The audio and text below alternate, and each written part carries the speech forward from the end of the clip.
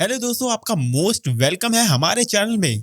तो कैसे हो आप लोग? उम्मीद करता हूँ माँ की कृपा से सब अच्छा होगा। दोस्तों, आज का वीडियो काफी मनमोहक और दिलचस्प होने वाला है, क्योंकि आज के इस वीडियो में अपने देश भारत के ऐसे अद्भुत और अविश्वसनीय मंदिर के बारे में बताने वाला हूँ, जहाँ माँ की योनि की पूजा होती है। ये मंदिर सच में बेहद ही खूबसूरत है और साथ ही इस मंदिर का रहस्य भी काफी पुराना है। दोस्तों, शक्ति साधना का सबसे बड़ा केंद्र है कामाख्या मंदिर। जी हाँ, आज हम आपको इस शक्ति पीठ के बारे में पूरी जानकारी देने जा रहे हैं। एक ऐसी जगह जहां पर श्रद्धालुओं का तांता लगा रहता है। एक ऐसी जगह जहां के बारे में एक से बढ़कर एक रोचक फैक्ट्स हैं। एक ऐसा धार्मिक स्थान जहां पर जो आता है सारे पाप धुल जाते हैं। एक ऐसा स्थान कामाख्या शक्तिपीठ, जहां पर अमीर गरीब सब एक जैसे होते हैं। यहाँ पर सिर्फ माँ की बात सुनी जाती है। दोस्तों, इससे पहले कि हम इस वीडियो की शुरुआत करें, आप सबसे छोटी सी रिक्वेस्ट है कि कमेंट बॉक्स में माँ कामाख्या के नाम का जयकारा लगा दें और वीडियो को लाइक करना ना भूलें।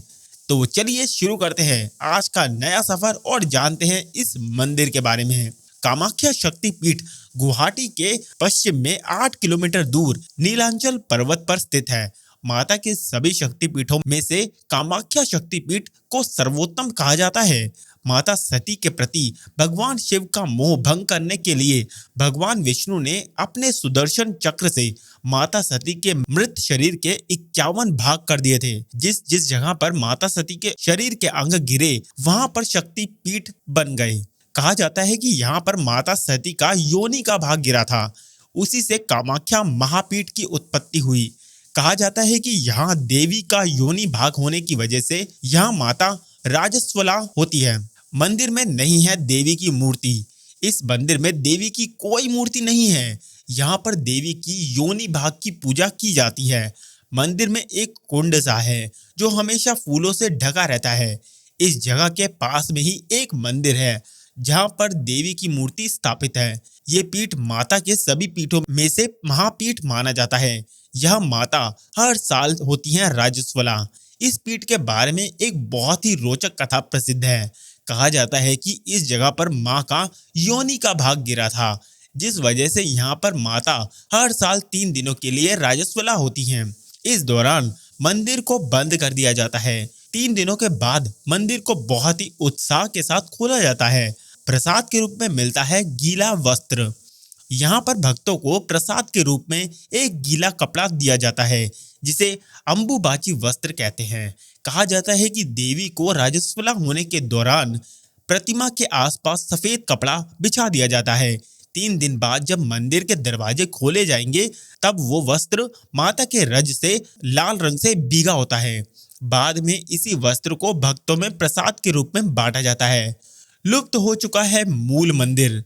कथा के अनुसार एक समय पर नरक नामक असुर था। नरक ने कामाख्या देवी के सामने विवाह करने का प्रस्ताव रखा। देवी उससे विवाह नहीं करना चाहती थी, इसलिए उन्होंने नरक के सामने शर्त रखी।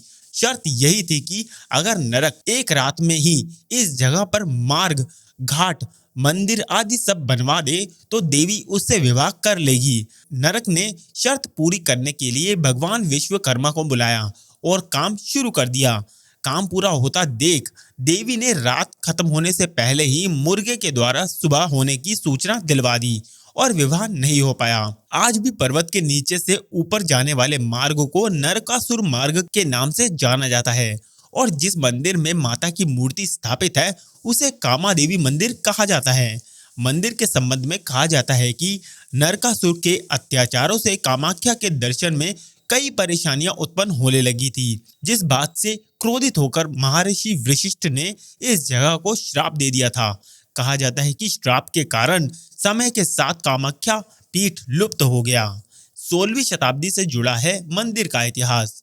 मान्यताओं के अनुसार कहा जाता है कि 16वीं शताब्दी में कामरूप प्रदेश के राज्यों में युद्ध होने लगे थे, जिसमें कूच विहार रियासत के राजा विश्व सिंह जीत गए। युद्ध में विश्व सिंह के भाई खो गए थे और अपने भाई को ढूंढने के लिए वे घूमते घूमते नीलांचल पर्वत पहुंच गए। वहां उन्हें एक वृद्ध महिला दिखाई दी। उस महिला ने राजा को इस जगह के महत्व और यहाँ कामाख्या पीठ होने के बारे में बताया। ये बात जानकर राजा ने इस जगह पर खुदाई शुरू करवाई। खुदाई करने पर कामदेव का बनवाया हुआ मूल मंदिर का निचला हिस्सा बाहर निकला। राजा ने उसी मंदिर के ऊपर नया मंदिर बनवा दिया। कहा जाता है कि 1564 में मुस्लिम आक्रमणकारियों ने मंदिर को तोड़ दिया था, जिसे अगले साल राजा विष्णु सिंह के पुत्र नर नारायण ने फिर बनवाया था।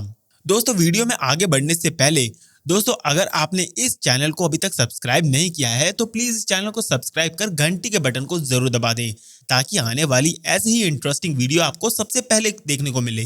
भैरव के दर्शन के बिना अधूरी है कामाख्या यात्रा। कामाख्या मंदिर से कुछ दूरी पर उमानंद भैरव का मंदिर है। उमानंद भैरव ही इस शक्तिपीठ के भैरव हैं। कहा जाता है कि इनके दर्शन के बिना कामाख्या देवी की यात्रा अधूरी मानी जाती है। कामाख्या मंदिर की यात्रा को पूरी करने के लिए और अपनी सारी मनोकामना पूरी करने के लिए कामाख्या देवी के बाद उमानंद भैरव के दर्शन करना अनिवार्य है। तंत्र विद्या का सबसे बड़ा मंदिर कामाख्या मंदिर तंत्र विद्या का सबसे बड़ा केंद्र माना जाता है और हर साल जून महीने में यहाँ पर अंबुबाची मेला लगता है। देश के हर कोने से साधु संत और तांत्रिक यहाँ इकट्ठे होते हैं और तंत्र साधना करते हैं। माना जाता है कि इस दौरान मां के राज्यस्वला होने का पर्व मनाया जाता है और इस समय ब्रह्मपुत्र नदी का पानी 3 दिन के लिए लाल हो जाता है।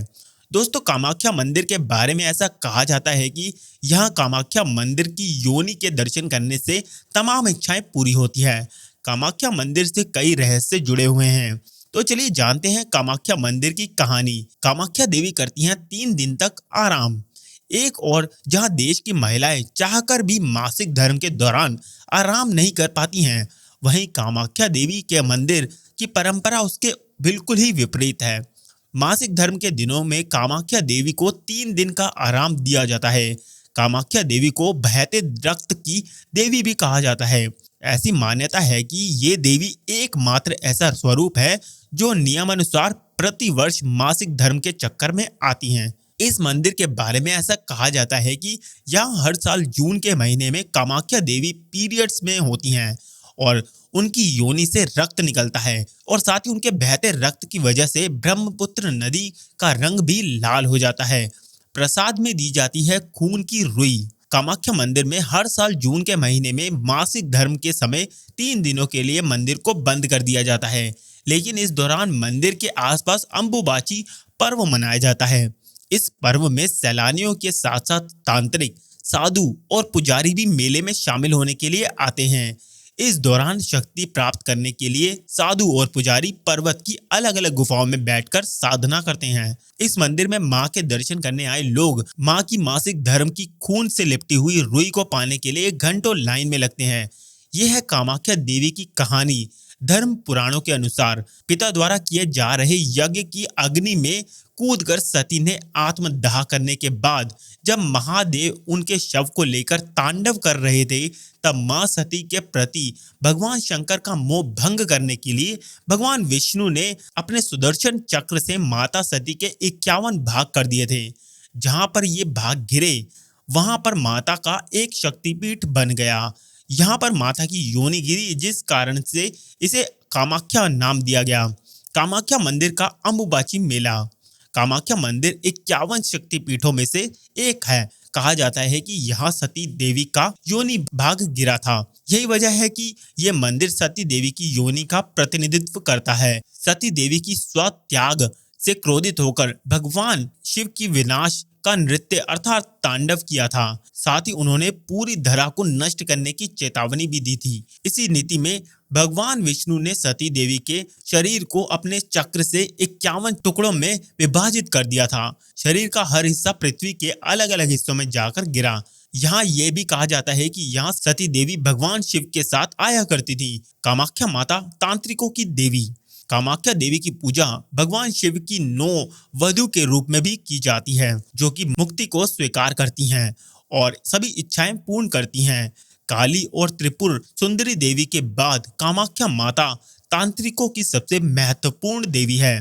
पूजा का उद्देश्य महिला योनि मंदिर के गर्भगृह में कोई प्रतिमा स्थापित नहीं की गई है। इसकी जगह एक समतल चट्टान के बीच बना विभाजन देवी की योनि को दर्शाता है।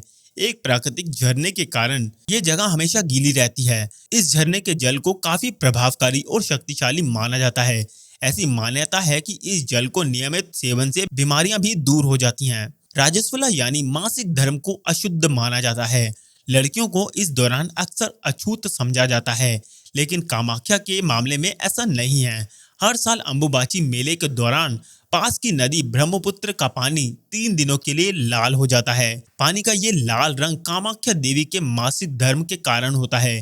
3 दिन बाद श्रद्धालुओं की मंदिर में भीड़ उमड़ पड़ती है। सभी देवी के मासिक धर्म से गीले वस्त्र को प्रसाद के रूप में लेने पहुंचते हैं। जनन क्षमता का पर्व अंबुबाची मेला। जनन क्षमता का पर्व अंबुबाची मेला को अमेती और तांत्रिक जनन क्षमता के पर्व के रूप में भी जाना जाता है।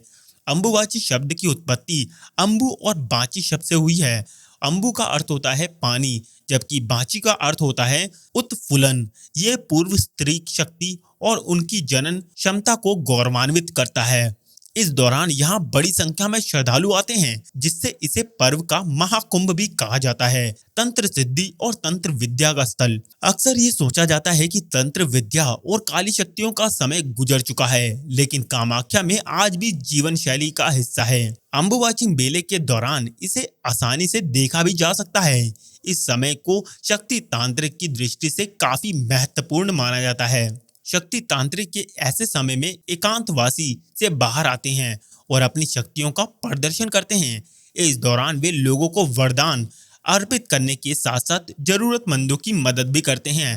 तंत्र की उत्पत्ति क्षेत्र के आसपास कई तांत्रिक मंत्र पाए गए हैं, जिससे स्पष्ट हो जाता है कि कामाख्या मंदिर के आसपास इसका महत्वपूर्ण आधार है। ऐसा माना जाता है कि अधिकांश तांत्रिक की उत्पत्ति कामापुरा में हुई है। सामान्य धारणा यह है कि कोई भी व्यक्ति जब तक पूर्ण तांत्रिक नहीं बन सकता जब तक कि वह कामाख्या देवी के सामने माथा ना टेके। तंत्र विद्या अच्छाई के लिए और बुराई के लिए। ऐसा कहा जाता है कि कामाख्या के तांत्रिक और साधु चमत्कार करने में सक्षम होते हैं। कई लोग विवाह, बच्चे, धन और दूसरी इच्छाओं की पूर्ति के लिए कामाख्या के तीर्थ की यात्रा पर जाते हैं। ये भी कहा जाता है कि यहाँ के तांत्रिक को बुरी शक्तियों को दूर करने में भी सक्षम होते हैं, लेकिन ये तांत्रिक अपनी शक्तियों का इस्तेमाल बहुत सोच विचार करके करते हैं। तो दोस्तों, ये था कामाख्या मंदिर से जुड़े बहुत ही इंटरेस्टिंग फैक्ट्स। उम्मीद करता हूँ ये आपको वीडियो काफी अच्छी लगी होगी। अगर वीडियो अच्छी लगी तो प्लीज वीडियो को लाइक और शेयर जरूर करें। ऐसी ही इंटरेस्टिंग वीडियो देखने के लिए हमारे चैनल को अभी सब्सक्राइब करें और घंटी के बटन को दबाना ना भूलें। मिलता हूँ अगली इंटरेस्टिंग वीडियो में, तब तक के लिए अपना ध्यान रखना। जय हिंद, वंदे मातरम।